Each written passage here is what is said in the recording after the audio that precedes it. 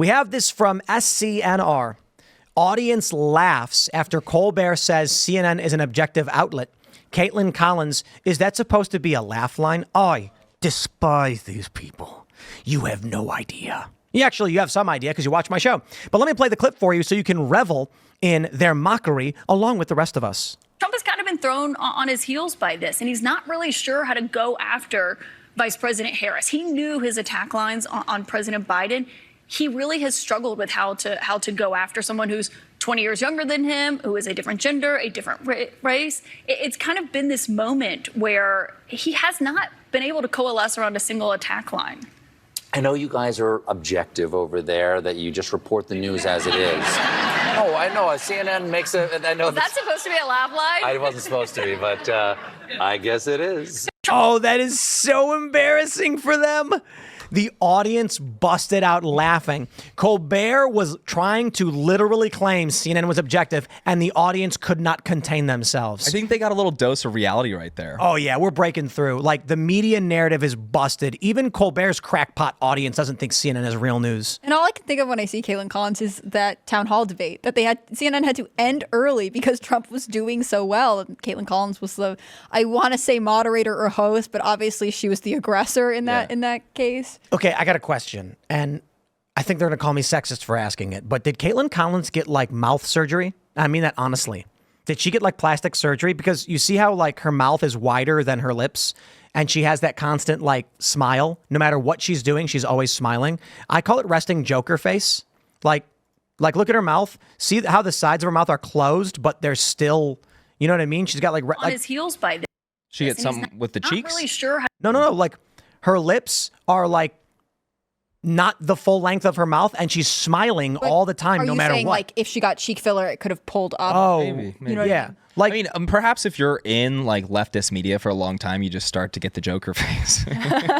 she's when her face is resting, I gotta laugh over there. You can see it, right? She's got, like, I call it resting Joker face. I don't know. They're going to say it's bad to look at her appearance. I'll balance it out. Sorry, guys. Colbert is ugly. Anyway, I thought her hair looked good. If that helps.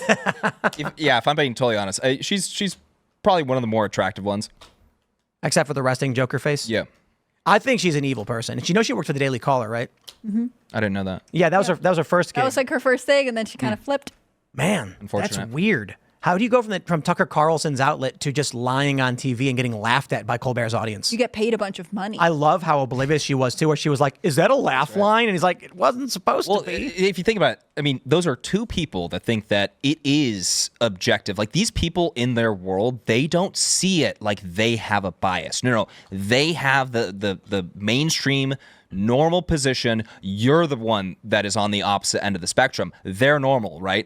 And so for them, they kind of, with the crowd laughing at them, it's kind of, it's just seeing a little bit of the real world. People are laughing about that joke that wasn't supposed to be a joke. And these are people that just think that they are not biased. And these are not people in the audience in MAGA hats. These are people who are probably more liberal leaning. They're probably excited to be at a Colbert taping. Yeah, exactly. Like, it's in for New them York, to even isn't end it? up there. Yeah. They film in New York. That's, I mean, The that's fact that really CNN's embarrassing. become a joke to that audience is very telling. That was so amazing. Can we play that again just because how good it was? I want to pay attention to the on his Joker heels face. by this, I and he's didn't not notice really before. sure how to go after Vice President Harris. He knew his attack lines on President Biden. He really has struggled with how to go after someone who's 20 years younger than him, who is a different gender, a different race. It's kind of been this moment where he has not been able to coalesce around a single attack line. I know you guys are objective over there, that you just report the news as it is. I know. CNN makes a... I know. Was that supposed to be a laugh line? It wasn't supposed to be, but... Wow. Also, he does that thing. He's like, I know CNN is supposed to be, and he like shakes his hand as if to like say like, and then when he goes like, no, he's like, they're laughing at it. They're laughing. They shouldn't be. I just like to say this too. CNN, I don't know if they intentionally choose bad talent. I think they might, I guess. But there's this perception, I'll keep it light, that Chris Cuomo, for instance, represents some kind of worldview. He does not. And so to hire such a man under the premise that it's going to represent the other side of the debate is laughably absurd when Chris Cuomo represents literally no one in American culture. CNN hired Don Lemon and Chris Cuomo. They are not talented people, as evidenced by their abject failure once they left that network. Caitlin Collins, she probably couldn't find her way out of a cardboard box if she wasn't hired by CNN and told what to do. Her first point is, let me remind you, Harris is a woman. I know, it's such a bad take. Different She race. stutters over race. Like she's uncomfortable pointing out the thing that we all know the Democrats are most proud of. I must engage identity politics right now. Also, I have nothing else to lean on. The take, it's a bad take. I mean, he like look at what he did with Hillary Clinton in 2016. Like just because she's a woman, oh wow, that's so different. It's like no. He's okay. Different race. We have Pocahontas. You know, I mean, like he's. Oh, right, for sure. No, I mean, like he went after Elizabeth Warren.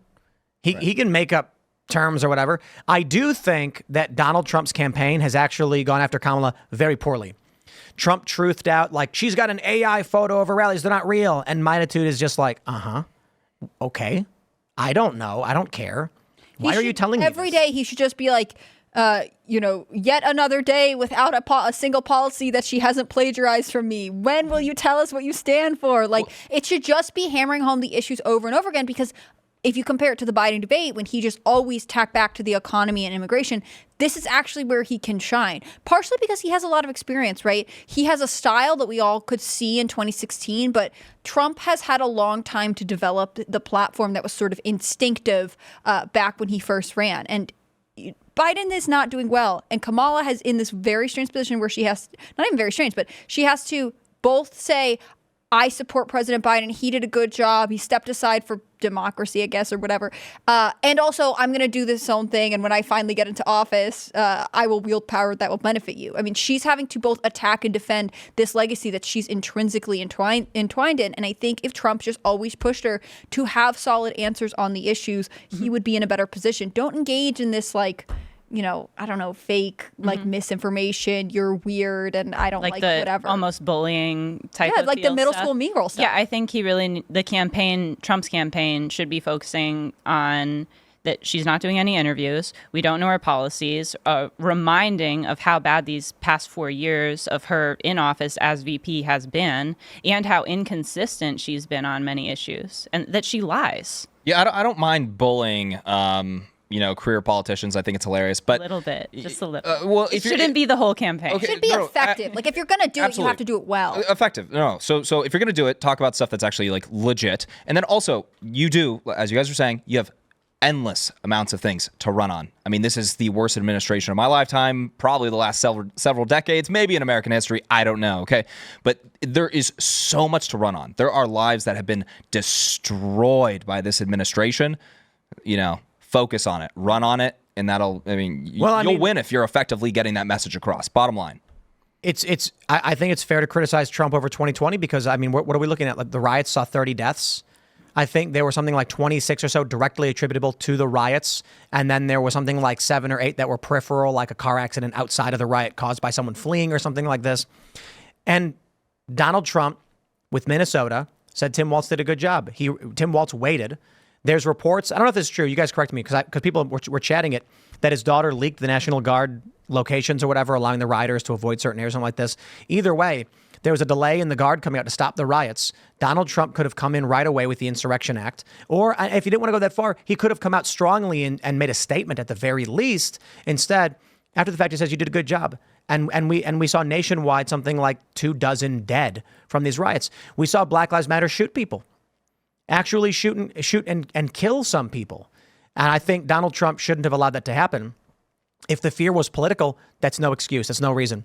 If the argument is, yeah, but if Trump did do that, then he would have lost the election. I'm like, well, hindsight's 2020. But that doesn't mean anything. You're basically saying that when Trump was facing a national crisis where these blue states were not enforcing the law and allowing criminals to run rampant and destroy everything, he was more concerned with getting reelected than actually solving America's problem.